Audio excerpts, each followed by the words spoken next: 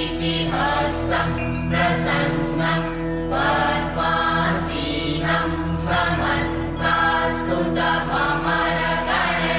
व्याघ्रकृतिं वसानं विश्वाद्यं विश्ववन्द्यं निखिलभयहरं पञ्चवक्त्रं त्रिनेत्रं हरिः ओम्। आनो भद्रः प्रतपो जन्तु विश्वतो दधासो अमरीता स उद्भिदः देवानो जथा सदमिद्विदे असन्नप्रायुवो रक्षितारो दिवे दिवे देवानां भद्रा सुमते ऋजूयतान् देवानां रातिरभिनो निवर्तताम् देवानां सख्यमुपसे दिमाभयन् देवान आयुः प्रतिदन्तु जीवसे तान् पूर्वयानि विदाभूमहे वयं भगं मित्रमदिते दक्षमस्मि ब्रह्म अर्जमणं वरुणवं सोममश्विना सरस्वती नः सुभगामयस्करद तन्नो वातो मयो भुवायुवेगजन् तन्माता पृथिवी तत्पिता योः तत्रावणः सोमसुतो मयो भुवस्तदश्विना शृणुतन् कृष्णाजुवम् कमीशानं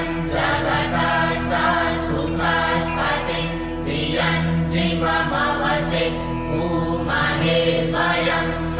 मुखानो जथा वेदसामसद्विधे रक्षिता वायुरदग्धः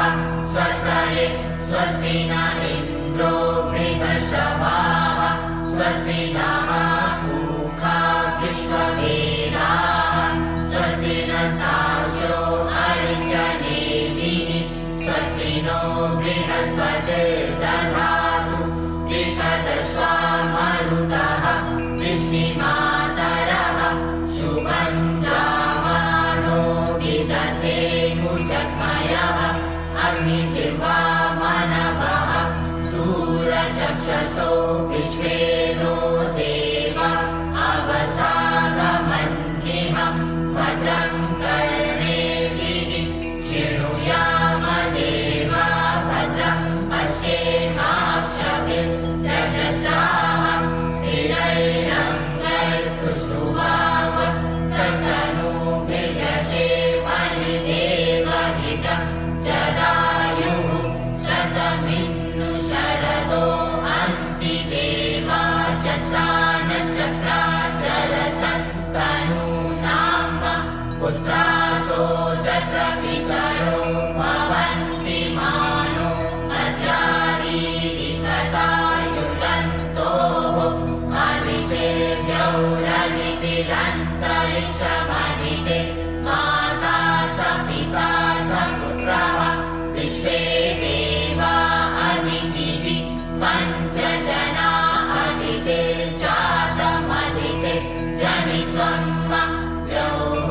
शान्तिरन्तरिक्षमं शान्तिः पृथिवी शान्तिरापः शान्तिरोषधयः शान्तिः वनस्पतयः शान्तिर्विश्वे देवाः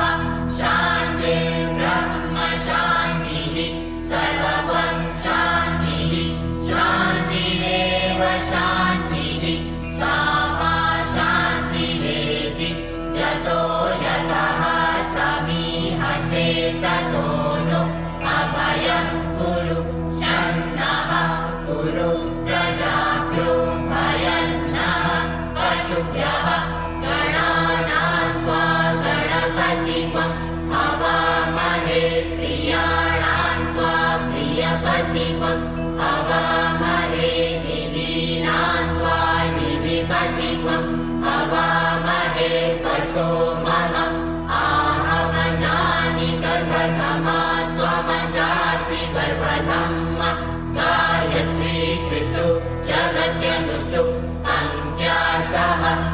चतुष्निहाककुं सूचीभिः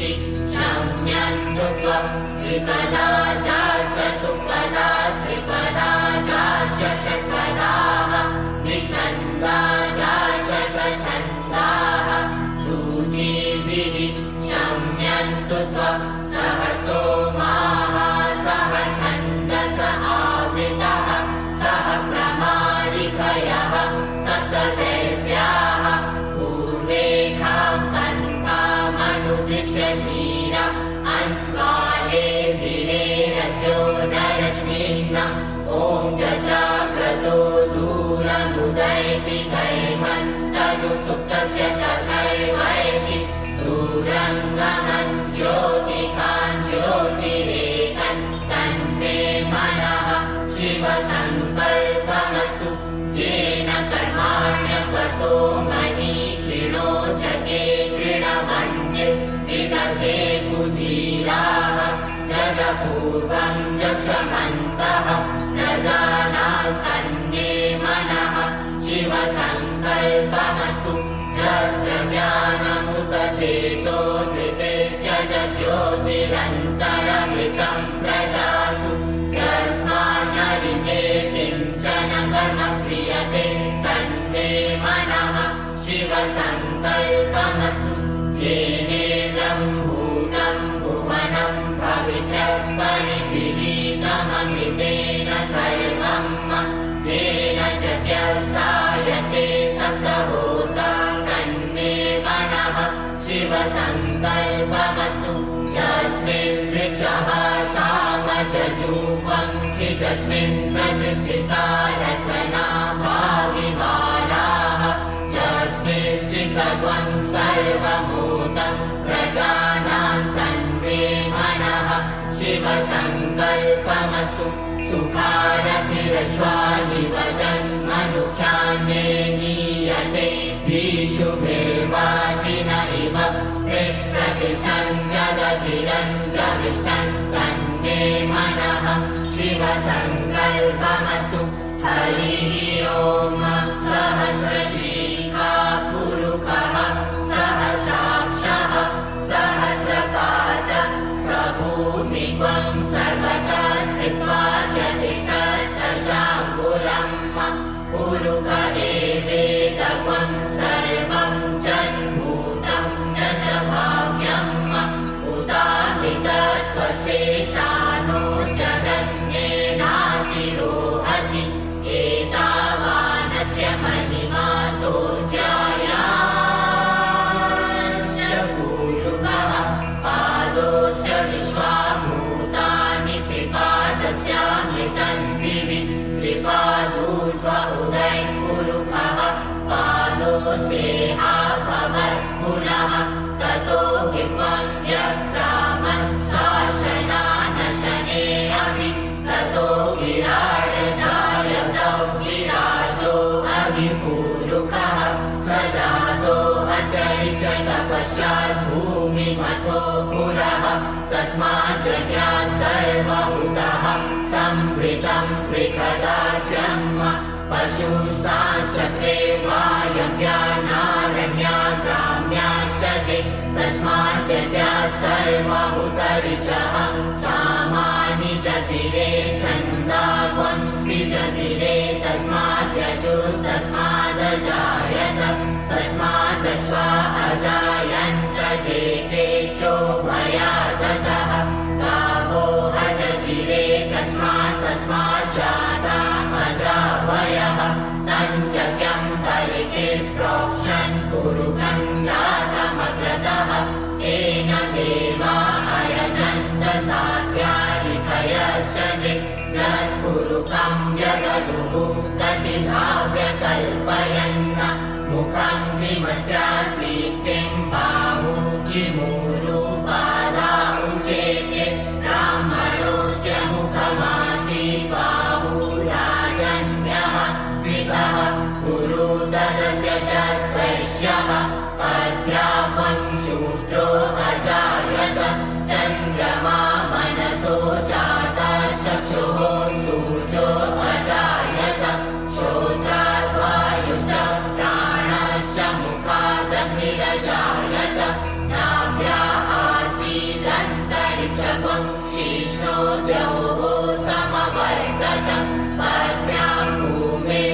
दिशः श्रोत्रान् तथा लोकान्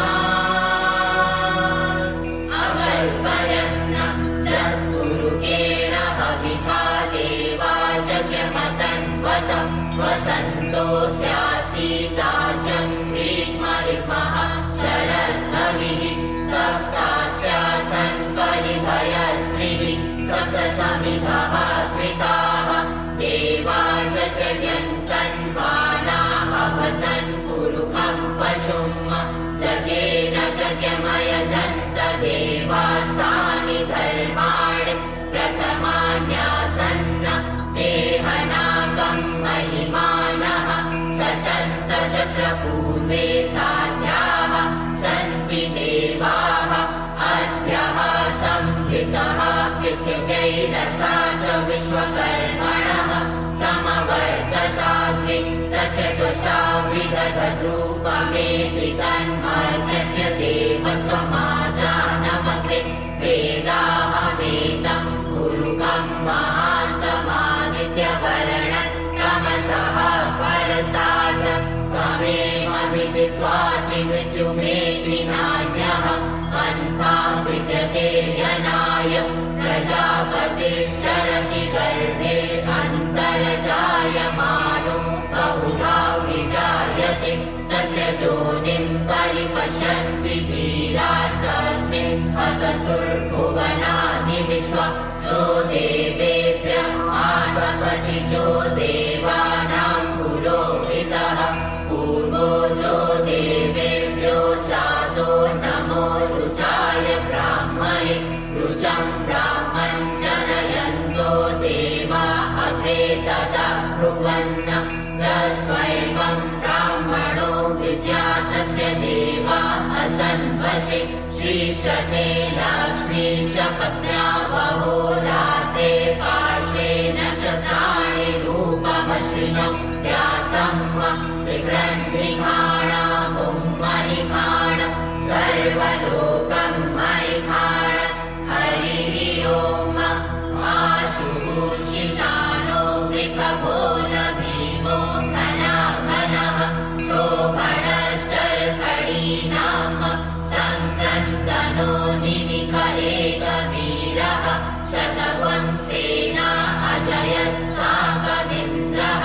सङ्क्रन्दनेनानिमिषेण जिह्नुना चुत्कारेण दुश्चवनेन दिह्नुना तदिन्द्रेण जयत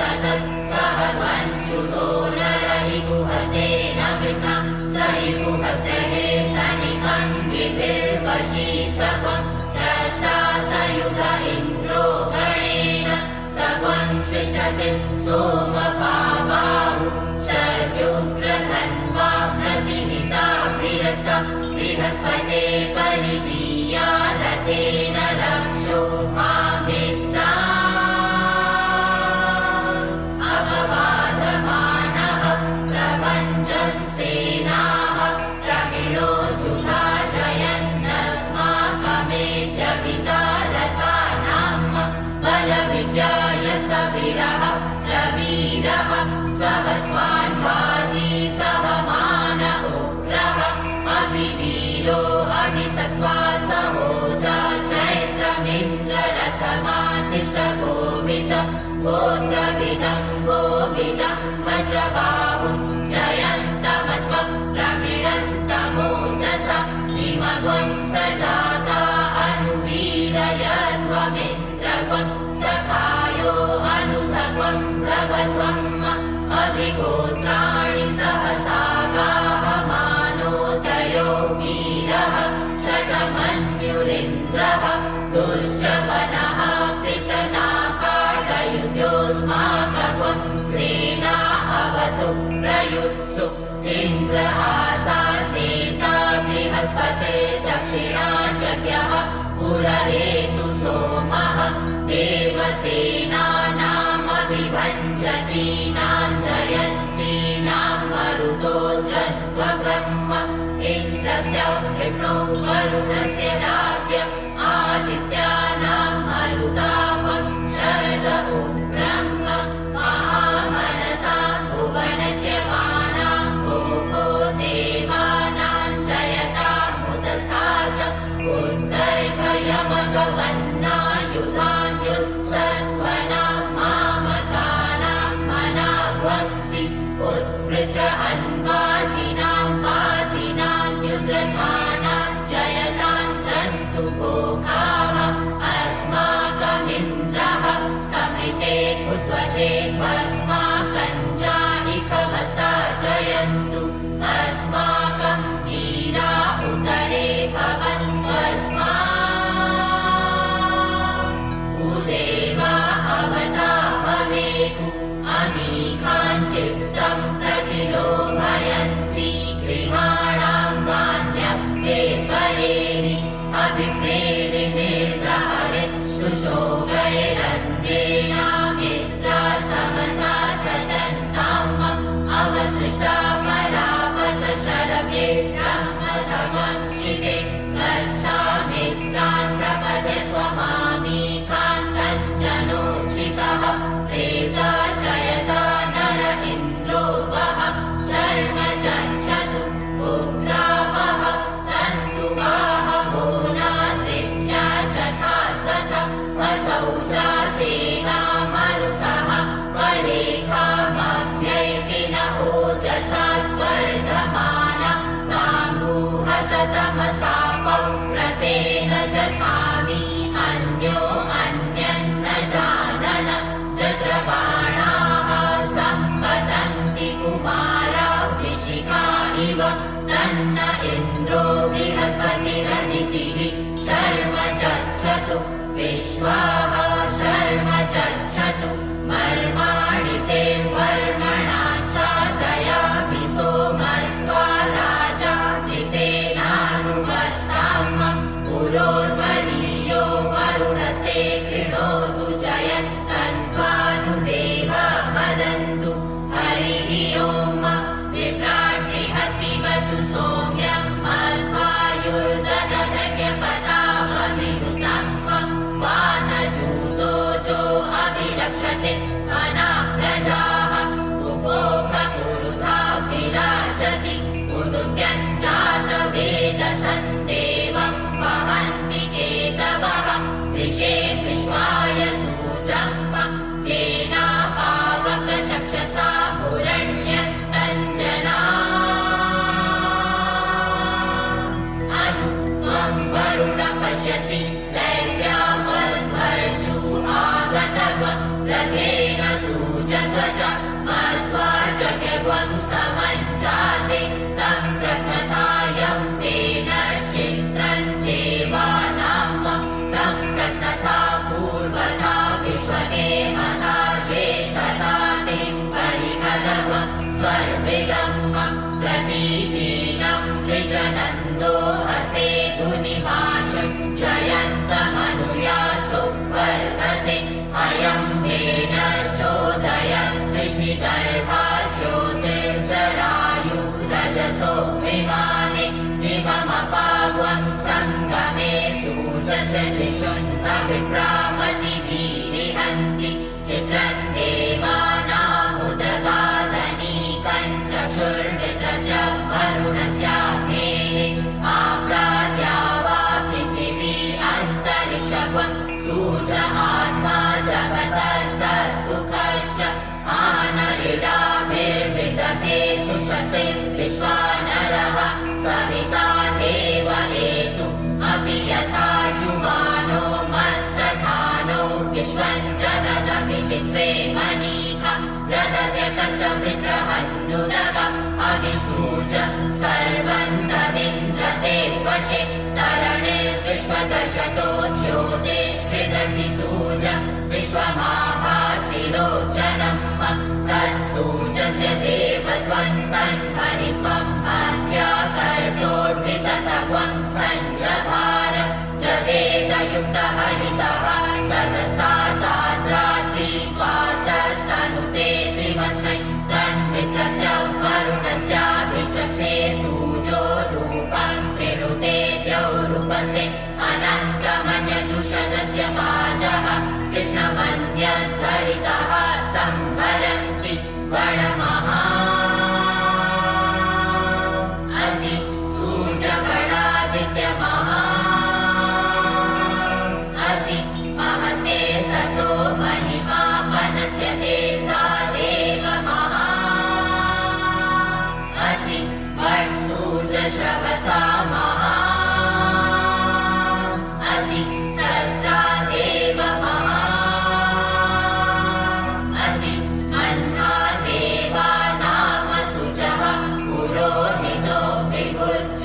विरदाभ्यम् शायन्त इव सूजम् विश्वेदिन्द्रस्य भक्षत वसूनि जाते जनमान ओजसा प्रतिभागन् नदीदिमम् अद्य देवा उदिता सूजस्य निरवम् असहा विवृता निरवत्यात् तन्नो मित्रो वरुणो मामहन्तामदितिः सिन्धुः पृथिवी उत द्यौः आकृष्णेन रजसा वर्तमानो निवेशयन्नमृतम् अर्यञ्च हिरण्ययेन सविता रथेना देवो जातिभुवनानि पश्यन्न हरिः ओम् नमस्ते रुद्रमन्यव उदोत इषवे नमः बाहुभ्यामुदते नमः जाते रुद्रशिवा तनूरघोरा पापकाशिनि दयानस्तन्वा शन्तमया गिरिशन्ताभिचाकशीः जामि पुङ्गिरिशन्त हस्ते विभर्गस्तवे शिवाङ्गिरिधताम् कुरु माहित्वंसीः कुरु पञ्चगतम् शिवेन वचसा त्वा गिरिशाचा वदामसि जधानः सर्वमिज्जगदयाश्मग्वम् सुमना असत अद्य वोचदधिवक्ता प्रथमो दैव्योऽभिकक अहीश सर्वाञ्च भयन् सर्वाश्च जातु धान्योद्धराजीवि परासुव असौ च स्ताम्रो अरुण उत बभ्रुः सुमङ्गलः जे चैनवम् रुद्रा अभितो दिक्षु श्रिताः सहस्रशो वैखावम् क्रीडलीमहे असौ जोपसर्पति नीलग्रीवो विलोहितः उदैनम् गोपा अदृशन्नदृशन्नुदहार्जः सदृष्टो मृडयातिनः नमोऽस्तु नीलग्रीवाय सहस्राक्षाय मीडुके अथो जे अस्य सत्त्वानो हन्तेभ्यो करन्नमः प्रमुञ्च धन्वनस्त्वमुभयो राज्ञो जाम जाश्चते हस्तलिखवः पराता भगवो वप विज्यन् धनुः कवर्धिनो विशल्यो बाणवा उत अनेशन्नस्य जाहिखव आहुरस्य निकङ्कलिः जाते हेतिर्मीदुष्टमहसे बभूवते धनुः तयास्माद्विश्वतस्वमयश्मया परिभुज परिते धन्वनो हेतिरस्मान् गृह्णतु विश्वतः अथो जरिगुदिस्तवारे अस्मन्निवेदितम् अवतत्य धनुष्वम् सहस्राक्षशते कुले निशेषशल्यानाम् मुखा शिवो नः सुमना भव नमस्त आयुधाय नादताय कृष्णवे उभाभ्यामुदते नमो बाहुभ्याम् तव धन्वने मानो महान्तमुतमानो अर्भकम् मान उषन्तमुतमान उषितम् मानो वदीः पितरम् मोदमातरम् मानः प्रियास्तन्वो रुद्रनीरिभः मानस्तोके तनये मान आयुधि मानो गोपुमानो अशेकुलीलिकः मानो वीरान् रुद्रभामिनो वदेर्हविकमन्तः सदमित्वा भवामहे नमो हिरण्यवाहवे सेनाये दिशाम् च पतये नमो नमो वृक्षेभ्यो हरिकेशेभ्यः पशूनाम् पतये नमो नमः शक्तिञ्जराय द्विमते पतीनाम् पतये नमो नमो हरिकेशायोपवीतिने पुष्टानाम् पतये नमो नमो परुषाय व्याधिने नानाम् पतये नमो नमो भवस्य हेत्यै जगताम् पतये नमो नमो रुद्राय ददायिने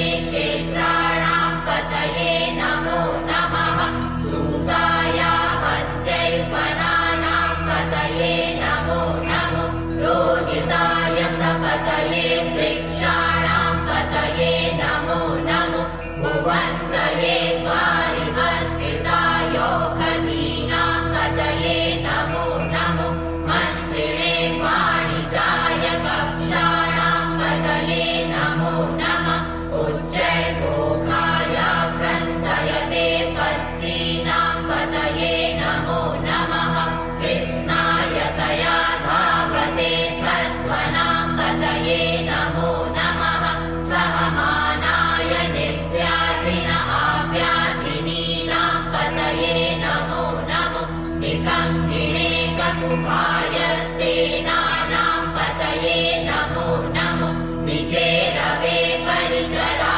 परिचरायारण्यानां पतये नमो नमो वञ्चते परिवञ्चते सायूनां पतये नमो नमो निकङ्किण निकुतिमते तस्कराणां पतये नमो नमः शिकार्येभ्यो चिकावंसद्भ्यो मुक्रतां पतये नमो नमो श्रीमद्भ्यो नक्तञ्चरद्भ्यो विकृन्तानां पतये नमः नमः उग्रीकिणे गिरिचराय कुलुञ्जानां पतये नमो नमः निकुम्भ्यो धन्वायेभ्यश्च वो नमो नमः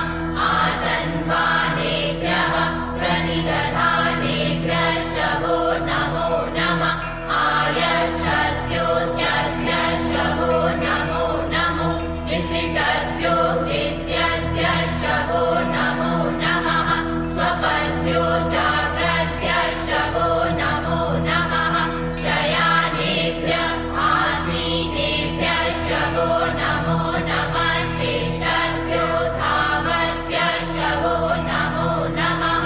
सभाभ्यः सभापतिभ्यश्च वो नमो नमो श्वेभ्यो शपतिभ्यश्च वो नमो नमः आव्याधिनीभ्यो विविध्यन्तीभ्यश्च वो नमो नमः भुवराभ्यस्त्रिवङ्खतिभ्यश्च वो नमो नमो गणेभ्यो गणपतिभ्यश्च वो नमो नमो व्रातेभ्यो व्रातपतिभ्यश्च वो नमो नमो वृत्सेभ्यो वृत्सपतिभ्यश्च वो नमो नमो विरूपेभ्यो विश्वरूपेभ्यश्च वो नमो नमः सेनाभ्यः सेनानीभ्यश्च वो नमो नमो रथेभ्यो अरथेभ्यश्च वो नमो नमः क्षत्रिभ्यः सङ्ग्रहीतृभ्यश्च वो नमो नमो महद्भ्यो अर्वकेभ्यश्च वो नमः नमस्तक्षभ्यो रथकारेभ्यश्च वो नमो नमः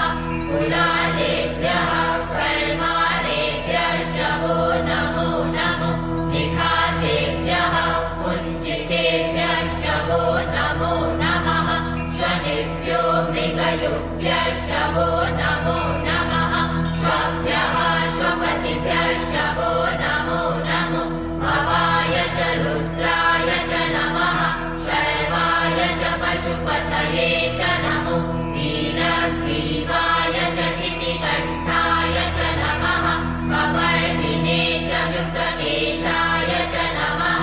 सहस्राक्षाय च शतधन्वने च नमो गिरिशयाय च शिपिविष्टाय च नमो मीदुष्टमाय चेकुमते च नमो ह्रस्वाय च वामनाय च नमो बृहते च अर्कीयसे च नमो वृत्ताय च सवृते च नमो याय च प्रथमाय च नमः आशवे चाचिराय च नमः शीघ्राय च शीघ्राय च नमः पूर्ण्याय च वसन्याय च नमो नादेयाय च द्वितीयाय च नमो ज्येष्ठाय च कनिष्ठाय च नमः पूर्वजाय च परजाय च नमो मध्यमाय च पगल्भाय च नमो जगन्याय च बुद्ध्याय च नमः सोऽप्याय च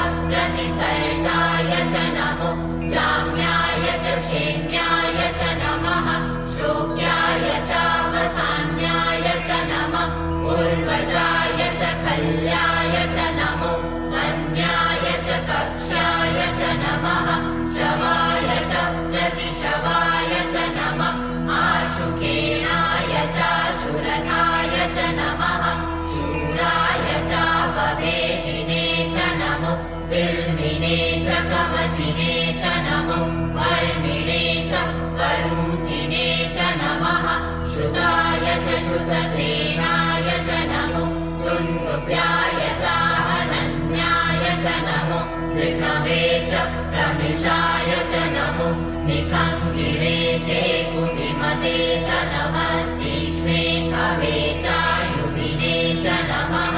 स्वायुधाय च सुगन्वने च नमः श्रुत्याय च पथ्याय च नमः काट्याय च निव्याय च नमः पुल्याय च सरस्याय च नमो नादेयाय च ऐशन्ताय च नमः कूप्याय च भट्याय च नमो वेद्याय च तप्याय च नमो मेघ्याय च विदुत्याय च नमो वर्ध्याय च वर्ध्याय च नमो वाद्याय च रेम्याय च नमो वास्तव्याय च वास्तुपाय च नमः सोमाय च रुद्राय च नमस्ताम्राय चारुणाय च नमः शङ्कवे च पशुपतये च नमः उग्राय च भीमाय च नमो देवधाय च दूरे वधाय च नमो अन्त्रे च हनीयसे च नमो वृक्षेभ्यो हरिकेशेभ्यो नमस्काराय नमः शम्भवाय च मयोभवाय च नमः शङ्कराय च मयस्कराय च नमः शिवाय च शिवतराय च नमः वाचाय च वाचाय च नमः प्रतरणाय चोत्तरणाय च नमस्तीर्णाय च कुल्याय च नमः शक्त्याय च फेन्याय च नमः सिकत्याय च प्रवाहजाय च नमः दिग्वंशिलाय च शयनाय च नमः कपर्दिने च पुलस्तये च नमः विलिन्याय च प्रपत्याय च नमो व्रज्याय च गोष्ठ्याय च नमस्तल्प्याय च केहचाय च नमो विरज्जाय च निवेद्याय च नमः काट्याय च गहवरिष्ठाय च नमः शुक्याय च हरित्याय च नमः पाग्वंसव्याय च रजस्याय च नमो लोक्याय चोलभ्याय च नमः पूर्व्याय च सूर्याय च नमः पर्णाय च पर्णशलाय च नमः उत्कुर्माणाय च विघ्नते च नमः आकिदते च प्रकिदते च नमः इकुकृभ्यो धनुष्कृभ्यश्च वो नमो नमो वः गिरिकेभ्यो देवानागं हृदयेभ्यो नमो द्विचिन्वन्तेभ्यो नमो विक्षिणत्तेभ्यो नमः आनिर्हतेभ्यः प्रापे अन्धसस्पते दरिद्रनीललोहित आसां प्रजानामेकां वशूनाम् आहे आरोमोचनः किञ्चनाममद विमारुद्राय तवसे कपर्दिने शयद्वीराय प्रभरामहे मनीः यथा शमसद्विपदे चतुःपदे विश्वं पुष्टं रामे असिन्ननातुरम् जाते रुद्रशिवा तनूः शिवा विश्वाहा मेघजी शिवारुगस्य वेगजीतयानो मृडजीवसे परिणो रुद्रस्य वेतिर्वृणक्तु परित्वेखस्य दुर्मतिरथायोः अवस्तिना मघवद्भ्यस्तनुपमीध्वस्तोकाय तनयाय मृड नीडुषम शिवतम शिवो नः सुमना भव परमे वृक्षहायुधम् निधाय कृत्तिं वसान आचर पिनाकम् विप्रदागहि विकिलेत्र विलोहितन सहस्रगुं हेतयो नमस्मन्निव पन्तुताः सहस्राणि सहस्रशो बाहवोस्तव हेतयः तासामीशानो भगवः पराचीना मुखाकृति असङ्ख्याता सहस्राणि चेरुद्रा अधिभूम्याम् रेखावं सहस्रयोजने वदन्वानि तन्मसि अस्मिन् महत्यर्णवेन्तरिक्षे भवाहति रेखावं सहस्रयोजने वदन्वानि तन्मसि नीलग्रीवाः शितिकण्ठादिवं रुद्रा उपश्रिताः रेखावं सहस्रयोजने वदन्वानि तन्मसि नीलग्रीवाः शितिकण्ठाः शर्वा अधः शमाचराः रेखावं सहस्रयोजने वदन्वानि तन्मसि चेपृषे कुशः पिञ्जरा नीलग्रीवा विलोहिताः रेखावं सहस्रयोजने वदन्वानि तन्मसि जे भूतानामधिपतयो विशिखासः कपर्दिनः रेखावं सहस्रयोजने वदन्वानि तन्मसि जे पदाम्बतिरक्षय ऐलपिता आयुर्जुतः रेखावं सहस्रयोजने वदन्वानि तन्मसि जे तीर्थानि प्रचरन्ति सिकाहसानि पङ्किणः रेखावं सहस्रयोजने वदन्वानि तन्मसि जे विविध्यन्ति पात्रे कुपिबतो जनान् रेखावं सहस्रयोजने वदन्वानि तन्मसि च एतावन्तश्च भूयावं सहश्च दिशो रुद्रापितस्थिरे रेखावं सहस्रयोजने वदन्वानि तन्मसि नमोऽस्तु रुद्रेभ्यो जे दिवि चेखां वर्णमिकवः तेभ्यो दश प्राचीर्दश दक्षिणा दश प्रतीचीर्दशोदीचीर्दशोर्ध्वाः तेभ्यो नमो अस्तु तेनो वन्तु तेनो मृडयन्तु ते जन्विग्मो नो चेष्टितमेकाञ्चं वेदन्मः नमोऽस्तु रुद्रेभ्यो चेन्तरिक्षे चेखां वातरिकवः तेभ्यो दश प्राचीर्दश दक्षिणा दश प्रतीचीर्दशोदीचीर्दशोर्ध्वाः तेभ्यो नमो अस्तु तेनो वन्तु तेनो मृडयन्तु ते जन्विग्मो नो वेष्टितमेकाञ्चं वेदन्मः नमोऽस्तु रुद्रेभ्यो जे पृथिव्यां चेखामन्नमिखवः तेभ्यो दश प्राचीर्दश दक्षिणा दश प्रतीचीर्दशोदीचीर्दशोर्ध्वाः तेभ्यो नमो अस्तु तेनो वन्तु तेनो मृडयन्तु ते जन्विग्मो नो वेष्टितमेकाञ्चं वेदन्मः हरिः ओम् वयवं सोमव्रतेतव मनस्तनूकुपिव्रतः प्रजावन्तः सचेमहि देखते रुद्रभागः सहस्रसाम्बिकया तञ्जुकस्वसाहैकते रुद्रभाग आपुस्ते पशुः महरुद्रमदी महजवदे वन्द्र्यम्बकं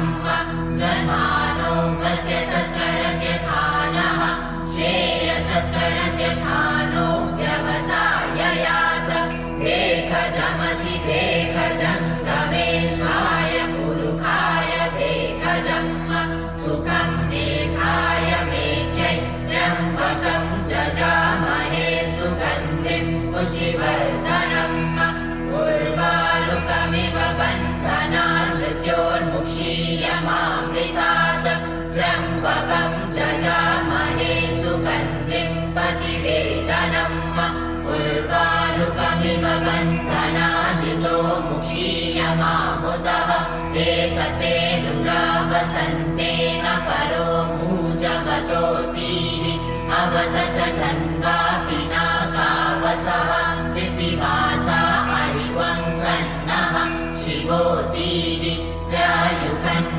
तन्नेः कश्यपस्य त्रायुकम् जल्देवे पुत्रायुकम् तन्नो अस्तु त्रायुकम्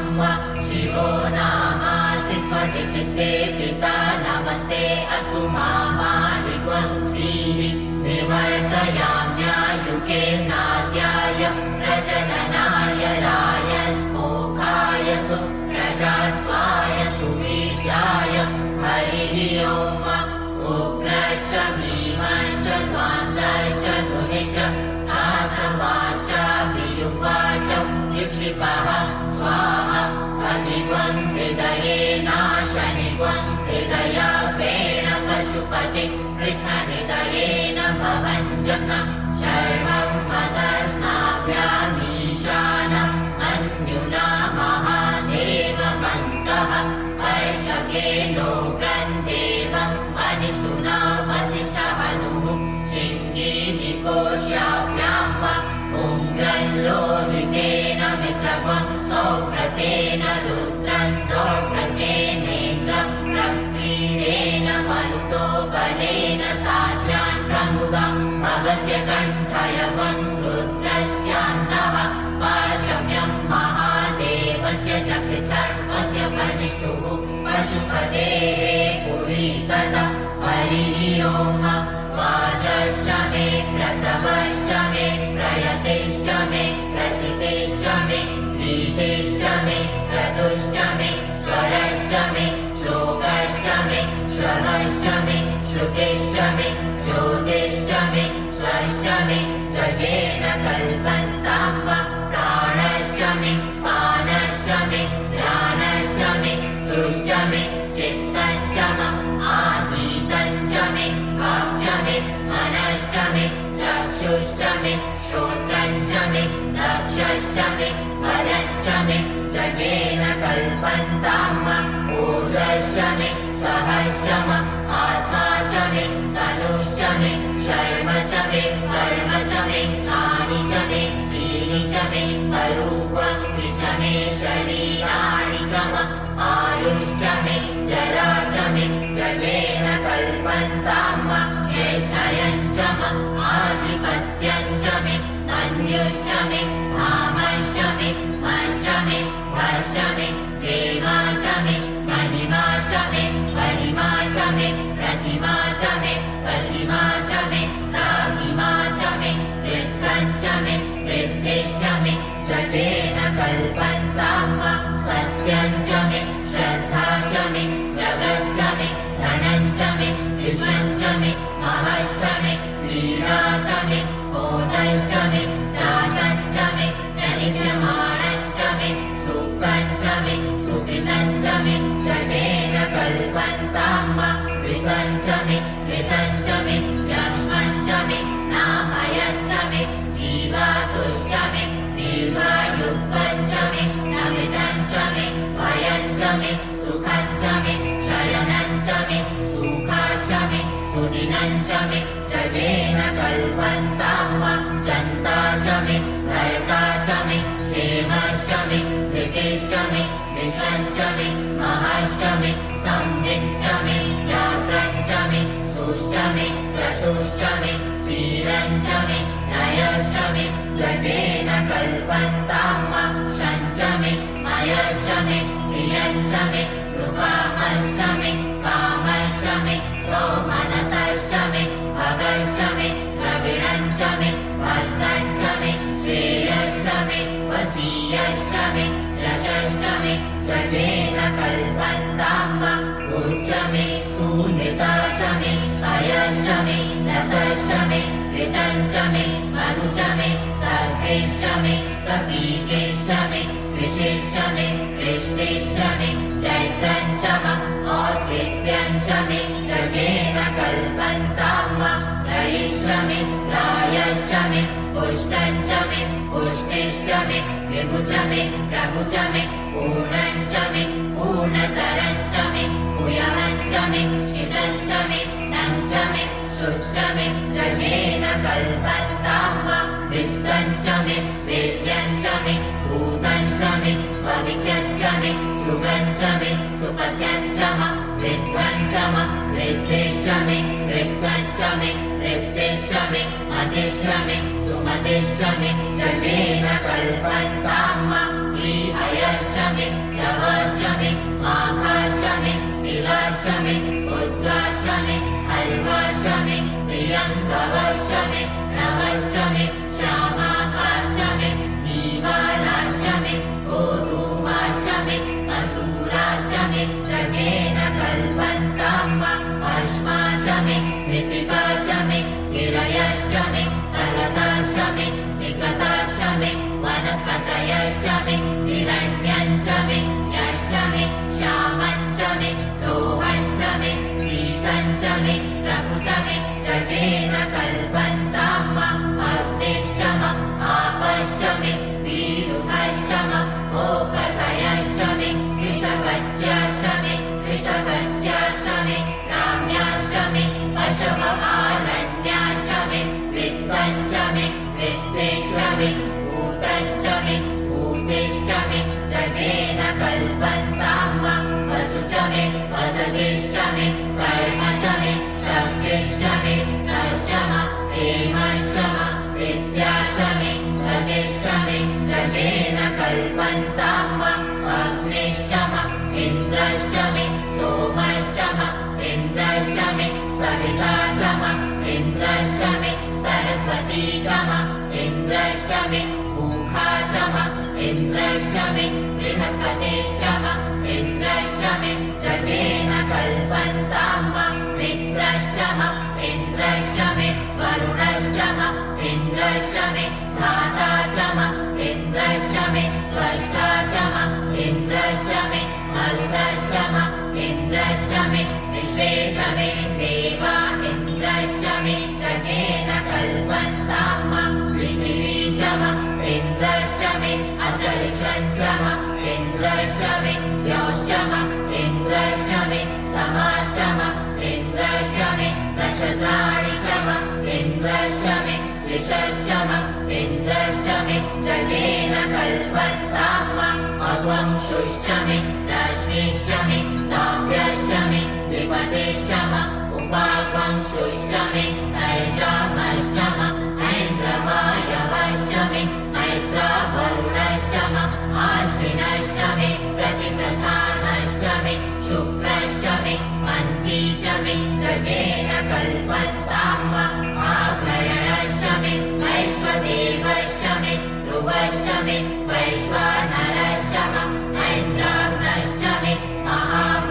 महावैश्वदेवश्चमि मल्पदीयाश्चमि निष्केवल्यश्चमि सावित्रश्चमि सारस्वतश्चमि पार्थिवतश्चमि आर्योजनश्चमि जगेन कल्पन्ताम् सुजश्चमि चमसाश्चमि वायव्यानि च मे द्रोणकलशश्चमि रावाणश्चमि विकवणे चमि भूतभृच्चम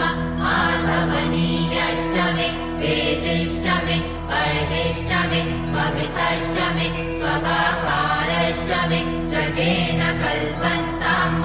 अग्निश्चमि कर्मश्चमि कर्श्चमि सूर्यश्चमि प्राणश्चमि स्वमेधश्चमि पृथिवीचमि निधिश्चमि तिथिश्चमि द्यौश्चमि कुलयः चत्वरयो दिशश्चमि जगेन कल्पन्ताम् व्रतञ्चम ऋतवश्चमि तपश्चमि संवत्सरश्चमि होरात्रे पूर्वश्चीवे बृहद्रथन्तरे चमि जगेन कल्पन्ताम्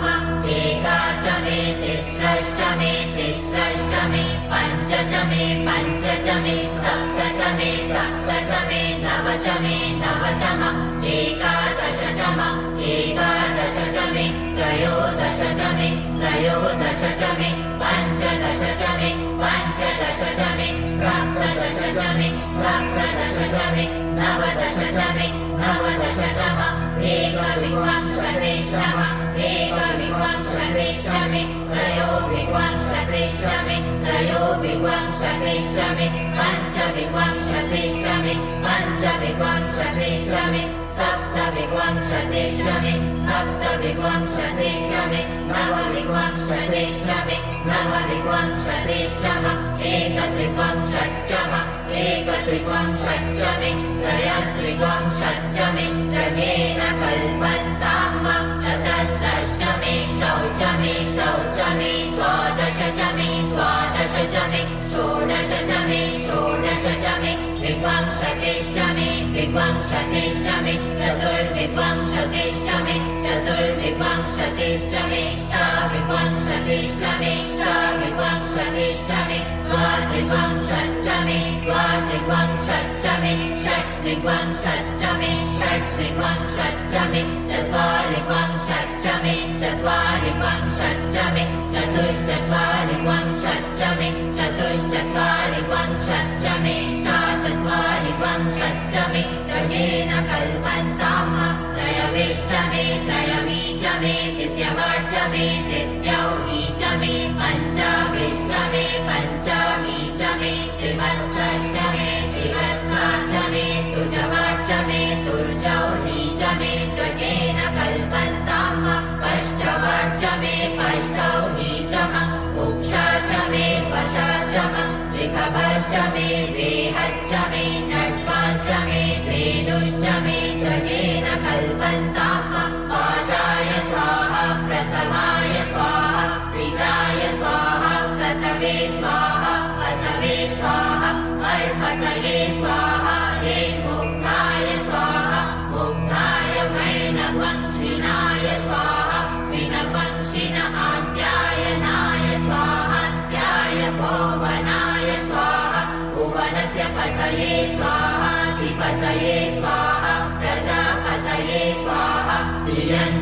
प्रियन्त्रेरान्विताय जन्ता सृजमन ऊजे त्वा विश्रये त्वा प्रजानात्वाधिपत्याय आयुर्जगेन कल्पतां प्राणो जगेन कल्पतां चक्षुर्जगेन कल्पतां श्रोत्रं जगेन कल्पतां वाक्जगेन कल्पतां मनो जगेन कल्पतां आत्मा जगेन कल्पतां ब्रह्मा जगेन कल्पतां ज्योतिर्जगेन कल्पतां स्वर्जगेन कल्पतां पृष्ठं जगेन कल्पतां जग्यो जगेन कल्पतां सोमश्च चजुश्च ऋक्च साम च बृहच्च रथन्तरं च स्वर्देवा अवन्माहिता अभूम प्रजापतेः प्रजा अभूम वे स्वाहा ॐ द्यौः शान्तिरन्तरिक्षं शान्तिः पृथिवी शान्तिरापः शान्तिरोषधयः शान्तिः वनस्पतयः शान्तिर्विश्वे देवाः शान्तिर्ब्रह्म शान्तिः सर्वं